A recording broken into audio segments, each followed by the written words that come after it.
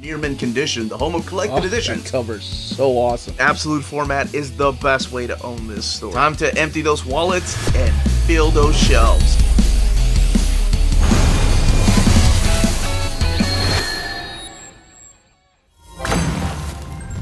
What's going on, all you minties? Uncanny Omar here from Near Mint Condition, the home of collected editions. And it is Tuesday. That means it's time to take a look at all of these collected editions coming out from Marvel Comics this week. So let's go ahead and get started.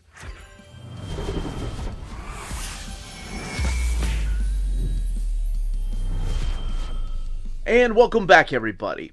So, before going any further, I do want to thank David Gabriel and the fine folks at Marvel for sending us advance copies of all of these books. All of these books are due out in the direct market and book market on August 22nd or 23rd, depending on where you get your books. And this isn't everything. Of course, I've done an overview already of Avengers Volume 3, the Omnibus Volume 3, the reprint. I've done an overview of the Miles Morales by Saladin Ahmed Omnibus. And my overview of the the Avengers, the Masterworks Volume 1 will be out, I think, on Thursday, along with the Green Lantern Corps Omnibus overview. So keep an eye out on the channel. Make sure you're subscribed. All right, Avengers is getting a lot of love this particular week. Well, I mean, it's a good thing, right? 60th anniversary, so we got a couple of Avengers epics here, including one brand new one, and then a reprint of a classic one that came and went. We've got a Fantastic Four Marvel Masterwork and two Iron Man books that they go together, and I'm going to talk about how to read those in case you're reading Iron Man for the first time and getting to this particular era. Maybe it's time to do an Iron Man reading order. So many reading orders I got to put up on the poll. And then the Star Wars Republic book. This is the Phase 2 of High Republic. All right, so we are going to kick it off with the High Republic. Keep in mind, I always put timestamps in the description of the video so you can jump around in case you're just interested in one book or you don't want any kind of spoilers, which unfortunately I do have to talk a little bit about some spoilers here, mainly what happened previously and why a certain character is the way that they are, being as vague as possible right now. But just in case, timestamps, description of the video, smash that like button, please. That goes a long way for us here on the channel. And let's kick it off. Star Wars The High Republic Phase 2 continues with this particular trade paperback. This is Battle for the Force. Now, if you haven't read the previous one, you might be a little lost here. And I'm not talking about the previous Phase 1. Phase 2 kicks off with brand new cast of characters. Some things that are still the same for the particular era, because what they are doing here is splitting up the timelines. So you have the High Republic era, and this is, of course, the Disney canon, The Fall of the Jedi, which includes the first 3 movies. And I mean episodes 1, 2, and 3, not the original Star Wars. That is the Reign of the Empire. Or, I'm sorry, the Age of the Rebellion. That's where you'll find A New Hope, Empire Strikes Back, and Return of the Jedi. Then you have the New Republic, and that's where these shows are taking place. And then the Rise of the First Order, which is the last trilogy that we had with the Rise of Skywalker ending it. Here's a little bit of a recap as to what's happened previously in Volume 1. And it's really cool to see a lot of the landmarks that we saw in Rogue One, for example, show up through here, because that's exactly what's happening. We have the Battle of Jeddah. So Jeddah was a place in Rogue One where you saw, the rumbles of a civilization, the fallen Jedi statues, and all of it takes place during this particular part. And this is where it gets really interesting, because now we have a lot of secrets coming to light. So in the aftermath, but even though it's still going on, you have our character here of Jedi Vildar Mac pretty much stopping the rubble from crushing all of these people around him and himself. He's using the Force to stop the rubble. And some of them are like, yeah, you can do it. And some of them are like naysayers. This is your fault that this happened. I can't believe that you let this happen. And we also have everything else going on in the outside. We have Tay breaking out of his cell, and there are a group of people right now that are looking for the Rod of Daybreak. And I don't know if that's covered in the novels or if that's something from the comics, because this all takes place in the High Republic era, which are novels right now, which are also, there's a manga, and then there's the kids' books too, and then the comic books, and they're all in this particular era of Star Wars. And it's really cool because it doesn't have anything, well, at least right now, to do with the Skywalkers. At least the comics don't. Kevin Scott is the writer on here, and you have Ario Anindito doing the art, and Andrea Brocardo doing the art for that particular issue, number 7. Marika Cresta and David Messina. But I'm actually starting to like the character of Vildar. Vildar Mac shows some empathy through here, and we get a little bit of a flashback to when he was a child and he learned about the Jedi Masters and learned about the Force and how to use it, and what happened when his village, his town, were attacked, and the Jedi that was able to stop the attack.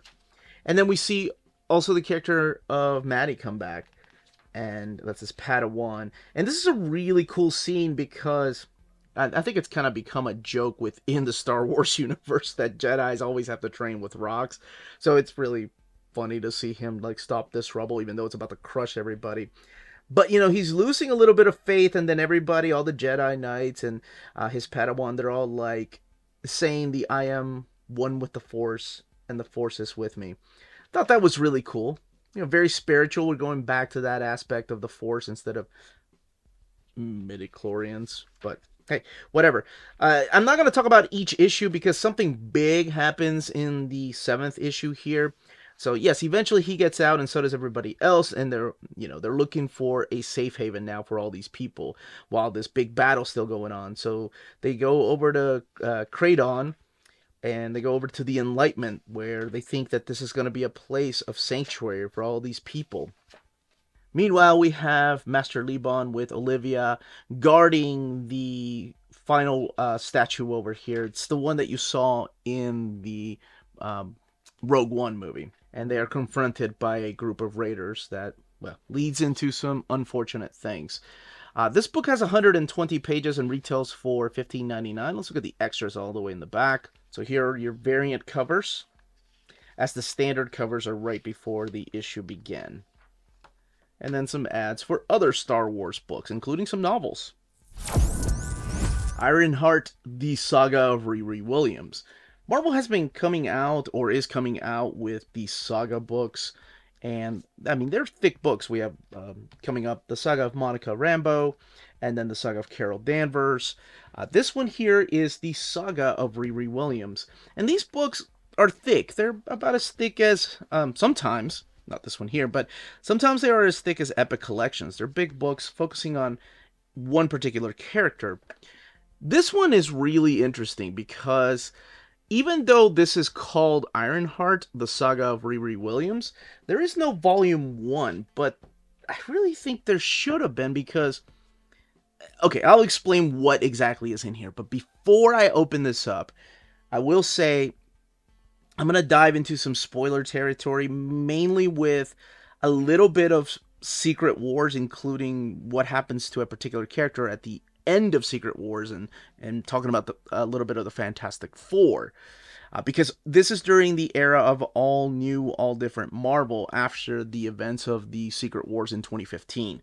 So keep that in mind before I even open this, because I have to talk about one character that shows up here that will also be in the infamous Iron Man. So if you don't want to know anything, if you haven't read Secret Wars and you're like, I kind of want to know what that is about, I've heard so many people talk about it, by all means skip and go on to the Epic Collections. I don't want to ruin it for anybody, because something at the end of the first issue here happens. It's a big revelation. And I remember that revelation happened before Secret Wars was even over, so some people were really upset as it was coming out. I don't know how they feel about it now, but all right, let's go ahead and crack it open. The Saga of Riri Williams collects Invincible Iron Man 1 through 14. All right. And what I meant is that this is more of an Iron Man story, Tony Stark, than a Riri Williams story. Riri doesn't even appear until issue number 7, I think, is her first appearance. So Brian Michael Bendis is the main writer on here, or the only writer. David Marquez doing the artwork for the first 5 issues. Then you have Mike Deodato Jr. coming in and doing the artwork for the remaining issues. That is such an awesome cover. This stuff in here was previously collected in a series of 3 trade paperbacks that lead into Civil War II. That's another thing you gotta read. Because by the ending of this particular book, it will say go and read Civil War II, and then the aftermath of that will go on to uh, split the 2 books up into Invincible Iron Man and Infamous Iron Man. All right, so in here, David Marquez doing the artwork for the first 5 issues. We see Lady Mask, what was her name? Whitney Frost come back, and Iron Man has been working hard on his latest armor. And he has a new AI. This is Friday. Of course, they want to, tie it a little bit closer to the movies.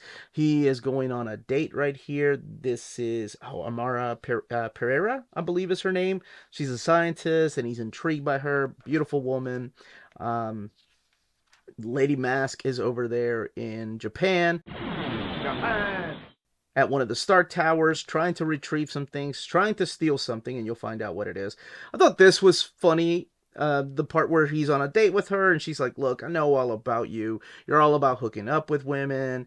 And honestly, I'm surprised that you're not here trying to impress me by having Thor show up during our date. So as she has her back turned towards him, or away from him, eating cake, Thor shows up, and Tony's like, oh, time to bounce. I got this.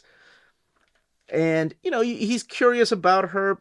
I don't know how I feel about how smart she is, because she says that she has found the cure for something that in the in Marvel Comics we've seen that before, and in the movie too. I'm not gonna spoil what that is. So this is the new Iron Man armor, and what this is able to do is mimic all the other armors he's ever donned, and we'll come back to that gentleman here in a second, and use their powers, and also mimic the way they look too. So it's a new state-of-the-art armor. I think every writer's that has ever come on Iron Man wants to do something different with this armor. Now, the big thing that happens here is the appearance of this gentleman right here. This is Victor Von Doom. And you're probably asking, where's his mask? Where's his cape and his hood? And why does he look so handsome? Well, after the events of Secret Wars, the Marvel Universe, the comics, they weren't really rebooted. We had the Ultimate Universe come into the 616 universe, and nobody really remembers the Secret Wars that took place in 2015 within the comics, not the fans that read it. But some people do. There's a handful of people in the Marvel comics that remember what happened. And one of them is Victor Von Doom, but he doesn't get into it until a little bit later. Now, he approached Tony Stark because he's like, hey, I'm here to help you. And, Tony doesn't believe it's him, and he's using a magic barrier to block his repulsor blast, or photon cannon. Sorry, Marvel vs. Capcom. Love it. But Tony's like, this can't be him, so his AI Friday is like, oh, the voice absolutely matches. So, he doesn't really explain why he looks like this anymore, why he's done. He just says that I'm a new man. I'm an all new, all different Doctor Doom, and I want to help you out. And this is what I mean by the changing of the armor. Now it's morphing into the Hulkbuster. So Doctor Doom says, look, Mask has been trying to steal something from me. It's very important that, she never gets this piece. This is the wand of Watum. And she's taken a fake one. And Tony Stark's like, why do you have that? And how does Doctor Strange not have that? So Doctor Strange plays a part in here. And Tony confronts Madame Mask. I kept calling her Lady Mask, didn't I? As it turns out, she is being possessed by some kind of demon. And now Doctor Doom Victor Von Doom and Tony Stark are teaming up to put a stop to it. Again, this is called the Saga of Riri Williams. we don't really see that yet. Yeah, Tony approaches his handsome beard brother right here, as he likes to call him. His armor dons a stealth ninja outfit. So his armor's really cool. During the 5th issue, they accidentally bust up Mary Jane. That's right, Mary Jane Watson's nightclub. So Tony decides, hey, you know what? How about I hire you as my new PA? And so now Mary Jane Watson plays a big part in Tony Stark's life in the comic books. Now that story arc is over, and we get to the 7th issue. And I'm not going to tell you exactly what happens to Tony Stark, because I'm sure most people probably have heard or know that Riri Williams dons the Iron Man outfit through the pages of Invincible Iron Man. As a matter of fact, that's what it was called for a little while, but it was called Invincible Iron Man IRONHEART, and then she got her own series. But this is where we meet her. This is where we get her first appearance. We don't really find out about her background until her own ongoing series. But through these pages, there's a team up with Spider-Man, and Rhodey teams up with him, and then of course a lot of it leading into the Civil War II and what happens there, including some deaths, and you can find out for yourself who I'm talking about. But in the background, you start seeing a little bit more of this character named Riri Williams, who's built her own armor out of just things laying around the house, or from school, or parts that she just found, and you can find out a little bit more by reading it, what I mean by she just found. And people have taken an interest in her, including Reed Richards and Tony Stark. And just looking a little more at the Mike Deodato Jr. artwork here, whose art is a lot different than David Marquez's more cleaner, slicker style, but fits the tone of the book. Now, this book retails for $39.99, and it has 328 pages, and there's a beautiful Neil Adams variant cover right there. So sometimes the variants are on the opposite side of the standard edition covers, and they are splash pages. Now, by the end of this, it does continue into Civil War II, so let's look at the extras. And then the book splits. The book becomes 2 different titles. We have the infamous Iron Man, which is collected in trade, or I'm about to talk about the big thick trade, or the Invincible Iron Man Ironheart. So 2 people now are donning the Iron Man outfit. So one of them is Riri Williams. And who is the second one? But really the question should be, who is the infamous Iron Man? Now this one is a little bit thicker than the saga of Riri Williams. This one here is 480 pages and retails for $44.99. Again, some spoilers for the first issue, but not going deep into spoilers, I promise.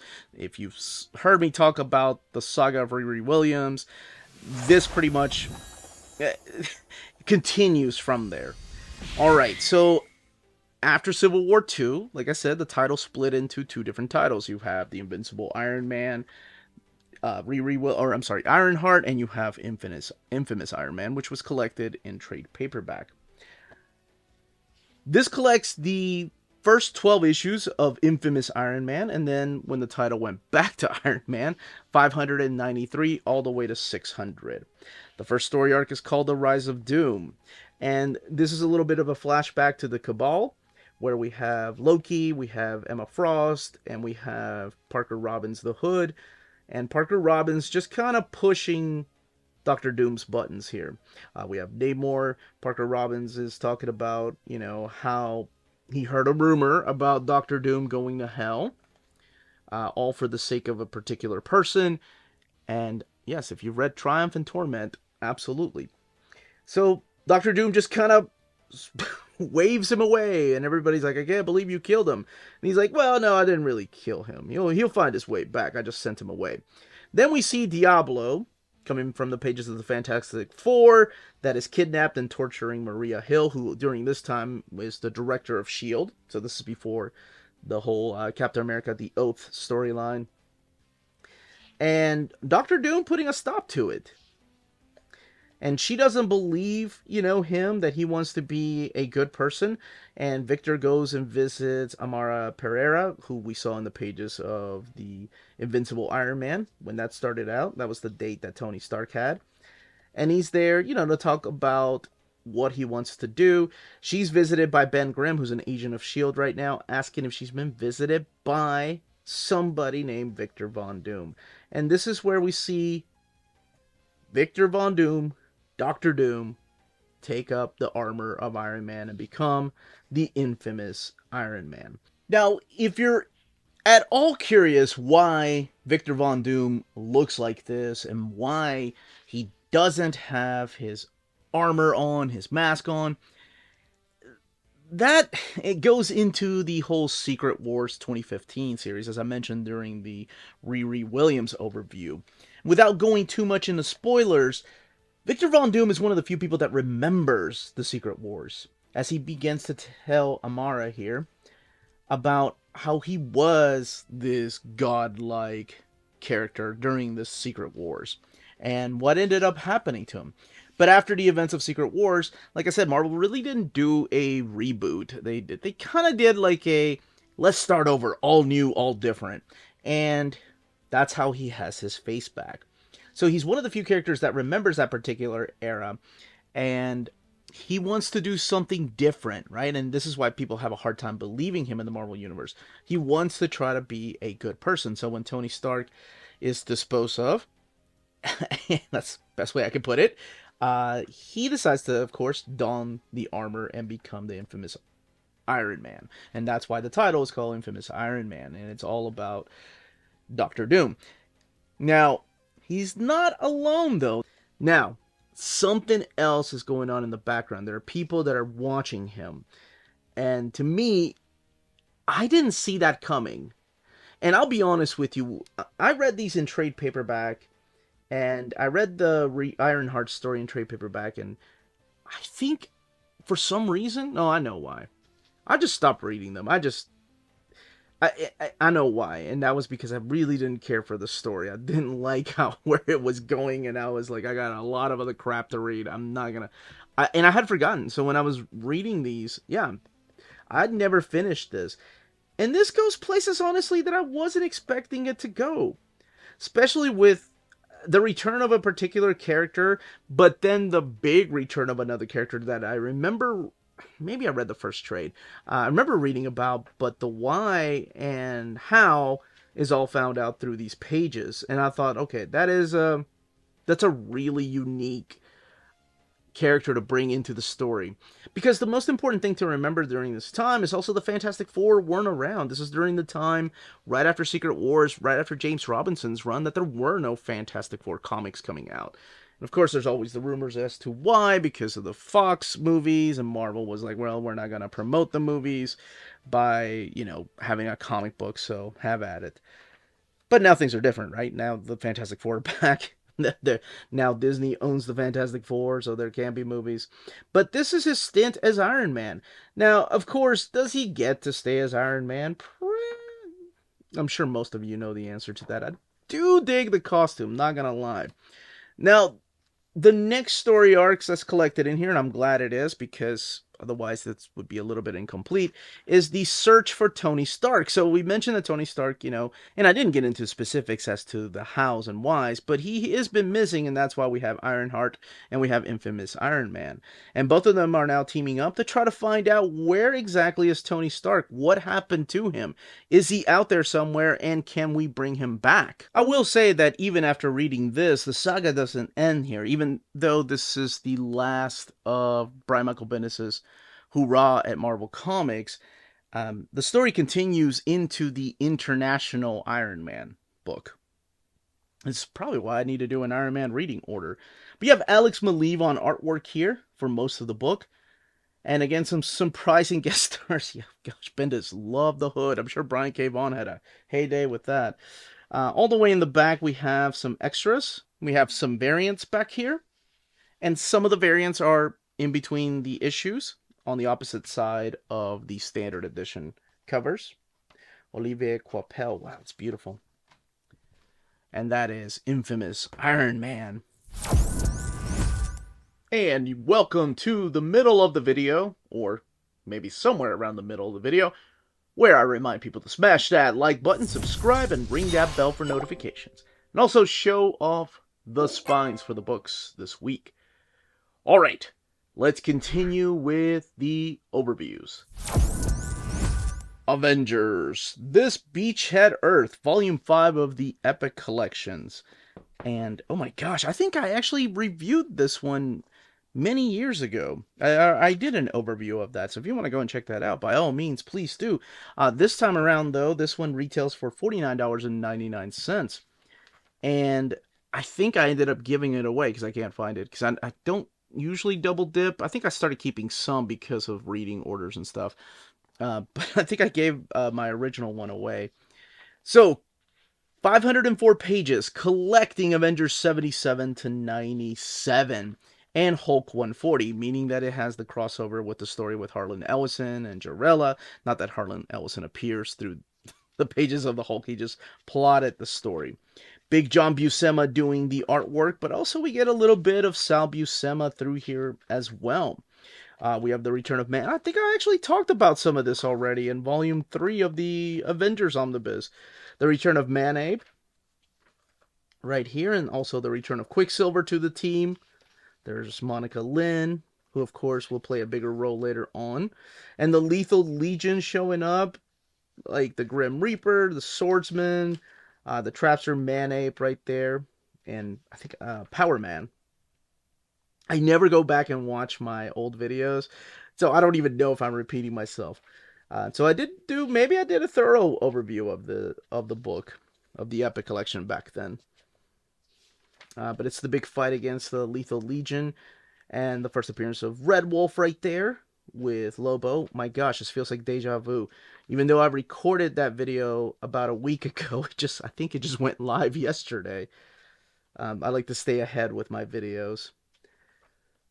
So I think the big thing about this that I remember, and I may have already said this, it's the return of the this is the Zodiac appearing for the first time, is that I remember when I announced the book, this Beachhead Earth, my viewers were asking if I could ask Marvel to change the name to the Kree Skrull War, and it was just a straight up no.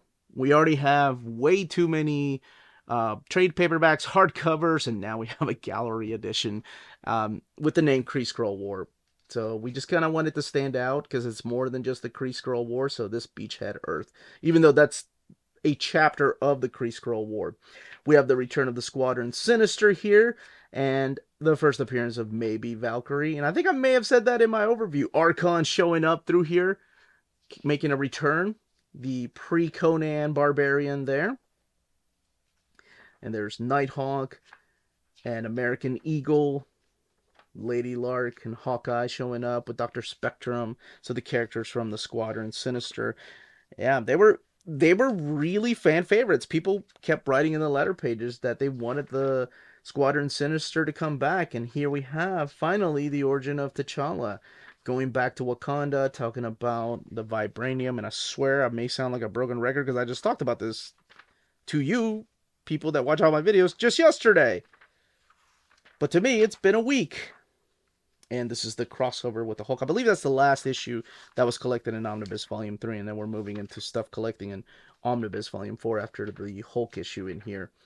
But yeah, plotted by Harlan Ellison and Roy Thomas, of course, doing the adaptation. Such a classic story. And then the beginning of the Kree Skrull War right here with the return of Captain Marvel.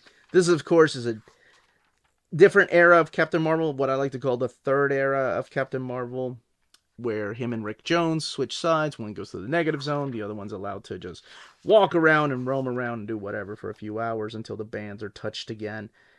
And we have this is when they go back and devolve, turning into Neanderthals because of a weapon that they had there.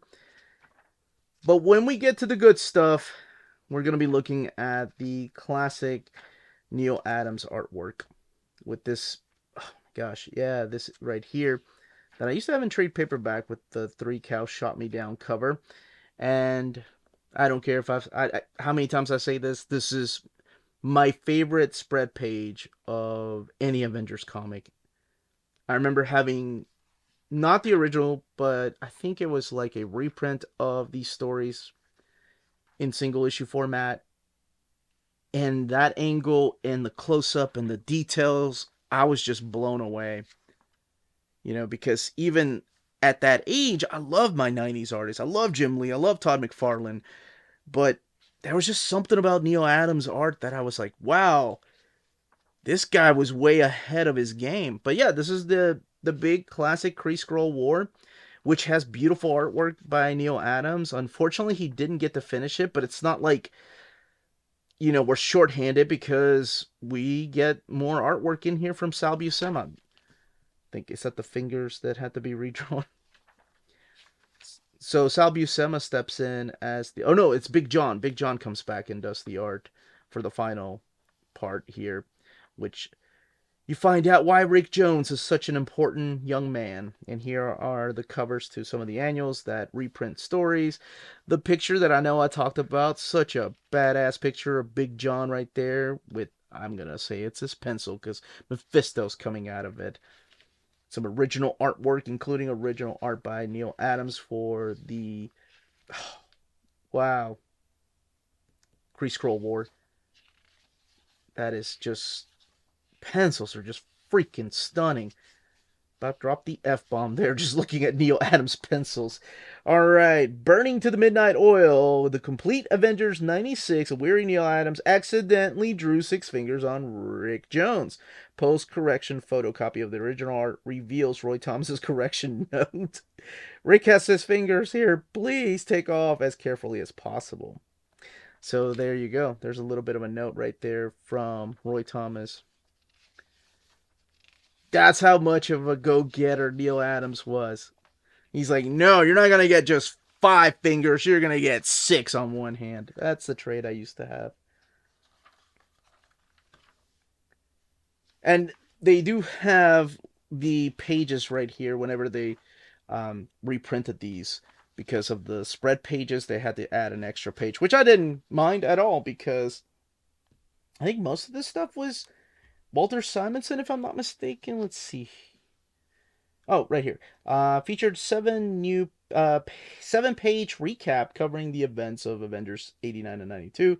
Alan Selenitz was the writer, penciler Walter Simonson, and Tom Palmer doing the inks. 504 pages, and collecting Avengers 77 to 97 and the Incredible Hulk 140.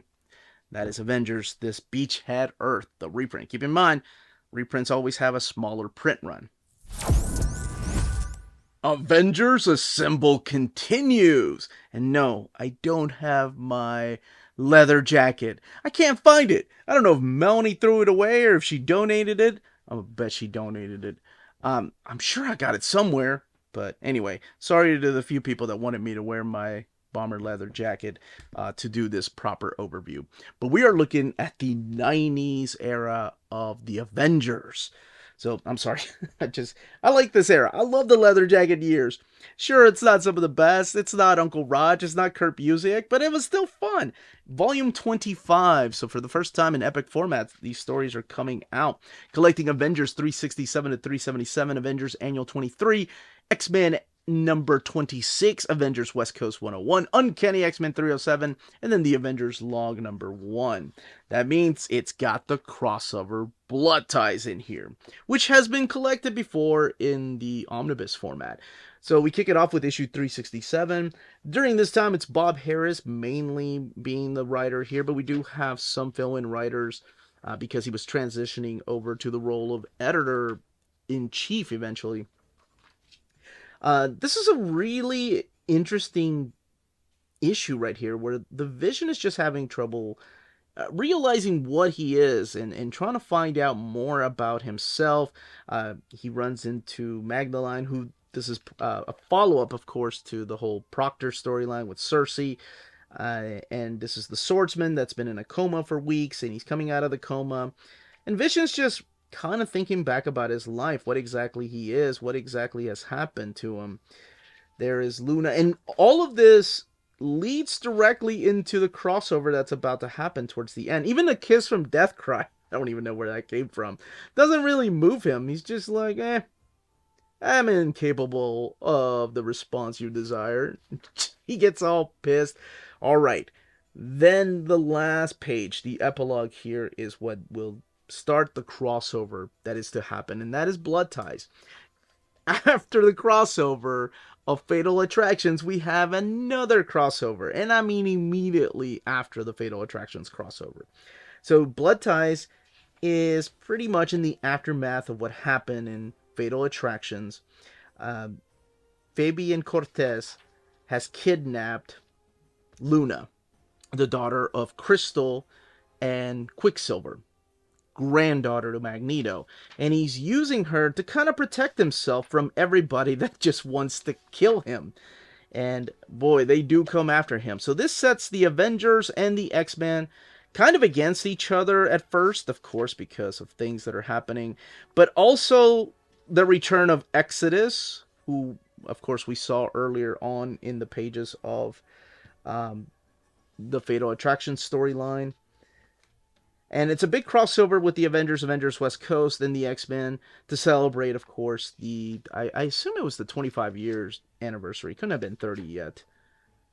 1960. No, it was 30 years of X-Men then, because this came out around 1993. So I want to say, yeah. Then this is definitely celebrating 30 years of Avengers and 30 years of X-Men by having this big crossover. And there's a big fight against the Acolytes, and then the X-Men team up with, of course, the Avengers to just make sure that Luna is properly returned back to her parents. Then we come back to your regularly scheduled Avengers stories, and man, I love these painted covers here by Steve Epting. Glenn Hurling shows up as the guest writer for a couple of issues right here. And we do have the return of some characters that were big nemesis in the life of the Avengers in the previous volume. Now, Bob Harras returns along with Steve Epting for the following issues right here. And everybody's just trying to get on with their lives. I mean, we've had this love triangle between Cersei and Dane Whitman here, the Black Knight, and Crystal. But now Pietro's back in Crystal's life, and, you know, they have a daughter together. So Black Knight's trying to do the right thing and kind of take a step back. And I think this right there, I remember that. Okay, this is a pinup by Joe Madureira with Kevin Conrad on inks.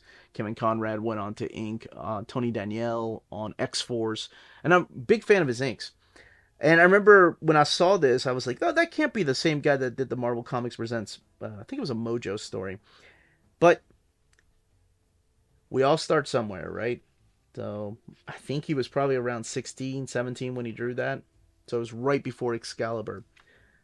And here we have the big return of Proctor and his team coming back to get revenge on everything that's happened. And this does affect the characters of the Black Knight and Cersei, and leads directly into the big anniversary issue 375. I think it's this one here.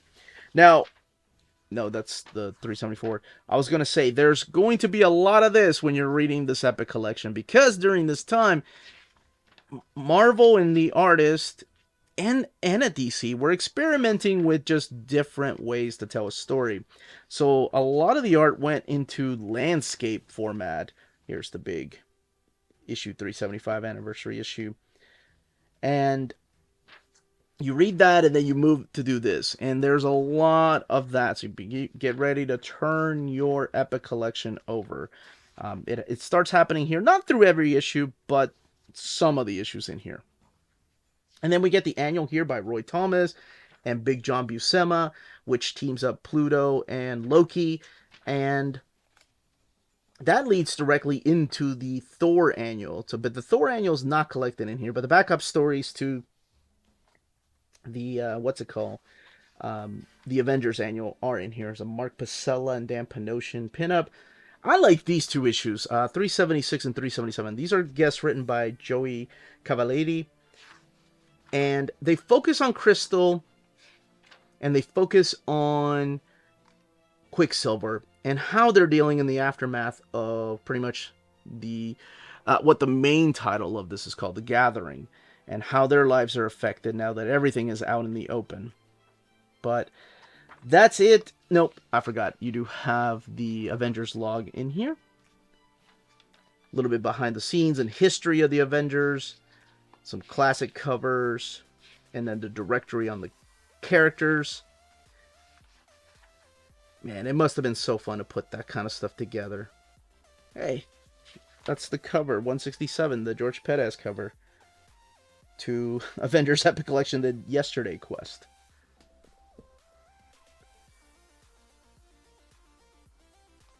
$49.99, and it has 512 pages, and there's the Bloodline stuff. This has a lot of extras, including the trading cards, the blood ties, trade paperback cover. Whoa, Salvador La Roca, Steve Epting, the Marvel swimsuit issues, baby. 30th anniversary lithograph poster.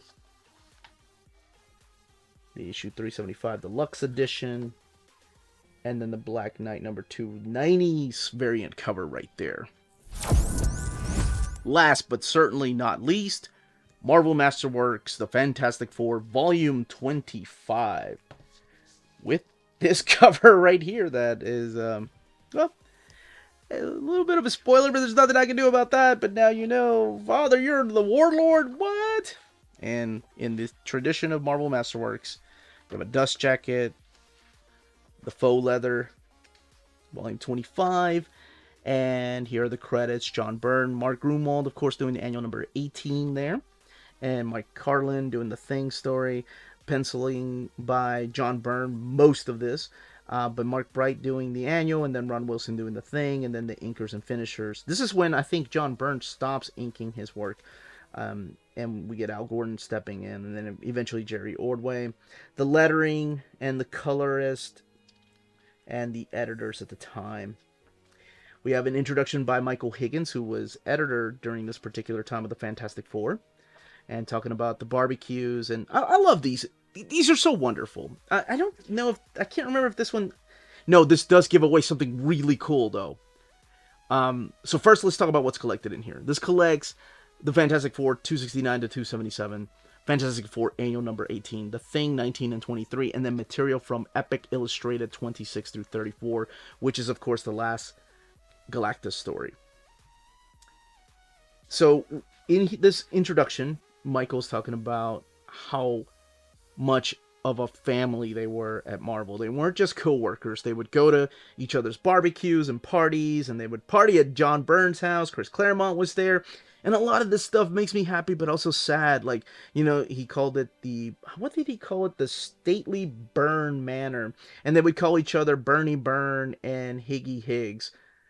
But what made me sad is like all the people that were there. Like he's talking about Archie Goodwin, Dennis O'Neil, Mark Gruenwald. And they're all gone now. Roger Stern was there. You know, some of them are still with us. Some of the people that we're still blessed to have with us can tell these stories. But the greatest thing, and I love all this, the greatest thing that is in here is the actual ending to the Last Galactus story. How the Last Galactus story was going to end. Both versions. Before the title was canceled, and then around the early aughts when John Byrne was like, well, let's not do that. Let's do it this way instead. And that alone to me is worth the price of this particular book, which, by the way, is $75. Like all the other Marvel Masterworks. I just thought that was a really cool thing. Now, you know, it's Michael Higgins, of course, explaining it. It was never really written down. But he even tells you himself, this is the way that John wanted to end it. And I thought that was really cool because for years when anybody ever asked John Byrne, you know, he's kind of like, I don't know, that was a long time ago. And that's a different point in my life. And man, he hasn't done any con appearances in a long time. All right, let's talk about the stories in here. Annual 18 is a big wedding story, but it's done in such a freaking awesome way that it goes back to the Dark Phoenix saga, which has the characters of Beldan and the characters of Ranksword, the Skrull and the Kree. And they show up through here. And it is a big wedding for the Inhumans. And of course, the Fantastic Four are more than welcome to show up through here. And just like every wedding at Marvel Comics, there's always some kind of problems. But just like every other Marvel wedding, sometimes there's happy endings. Then we have issue 269, which introduces us to the character of Terminus, who believe is this alien spaceship, but it turns out to be this creature, much like Galactus, that wants to conquer.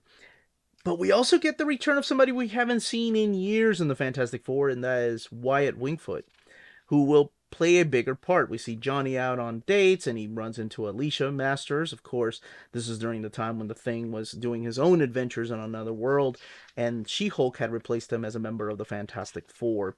But they go and investigate what the Terminus is, and this is also in the aftermath of everything that happened previously in the life of Seuss and Reed Richards. Even though the way he handles it is, I don't know, really messed up.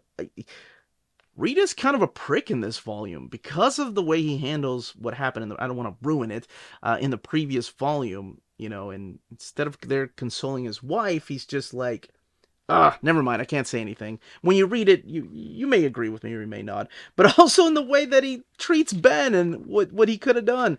This is Terminus right there.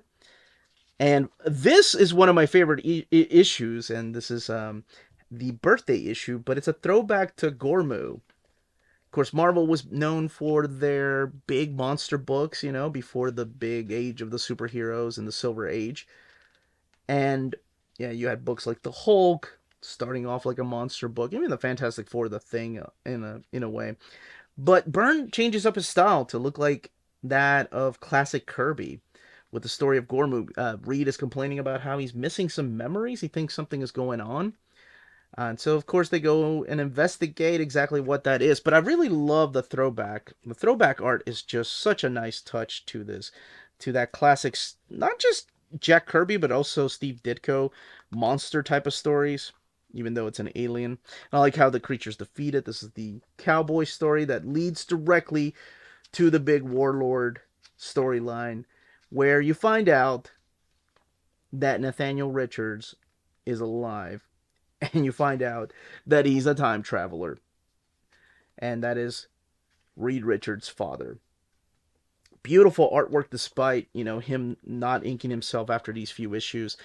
You have the story of the Thing in here, number 19. That continues into the next issue. By now, you have Al Gordon doing the inks for John Byrne. Still solid. I really wish we had gotten Terry Austin. I'm not sure what Terry Austin was working on at the time, but he was my favorite. When I was a kid, I always thought that was Stan Lee. Hey guys, what's a big and green and has a staple in her navel? It's not. It's this guy that owns a magazine named TJ Vance. That's his name.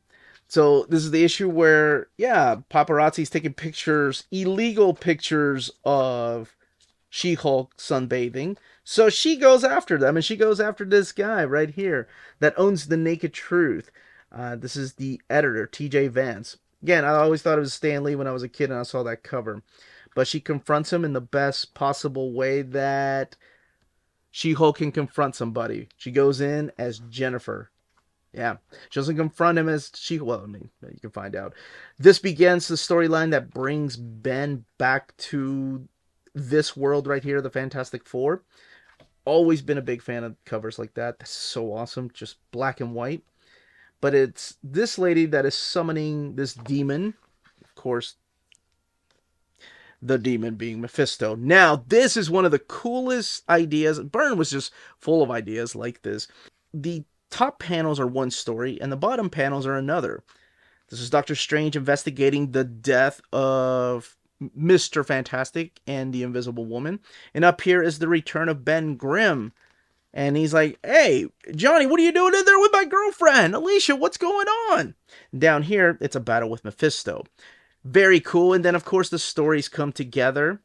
I always love that particular story. These have been collected in Omnibus Edition before.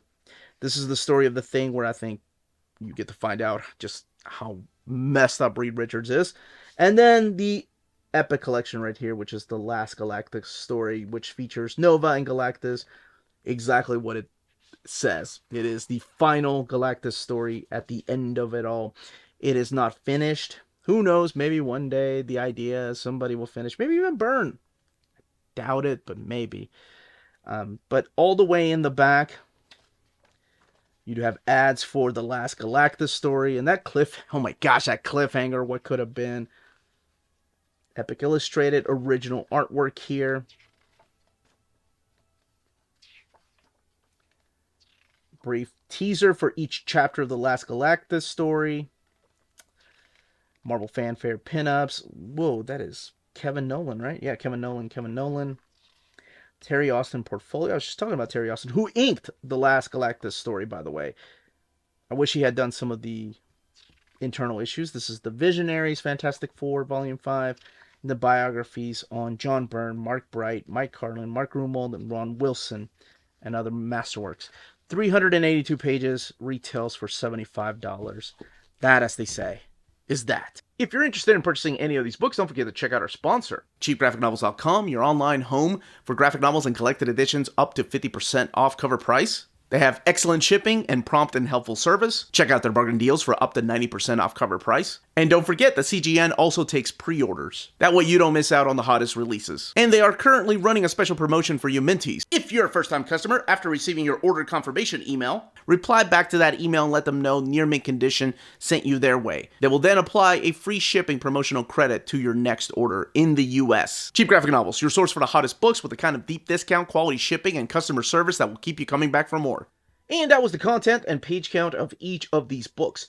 Let me know in the comments down below what you plan on picking up, what you already have in case you have the Fantastic Four Omnis, or if you have the original Beachhead Earth Epic Collection, or you have the Omnibus. And if you hope one day that Brian Michael Bendis' era will be collected in omnibus format for Iron Man. But that's it, everyone. Leave your questions down below. Smash that like button on the way out. Check out our Patreon and Spread Shop. Amazing ways to support the channel. Everyone, stay healthy and safe out there. Much love.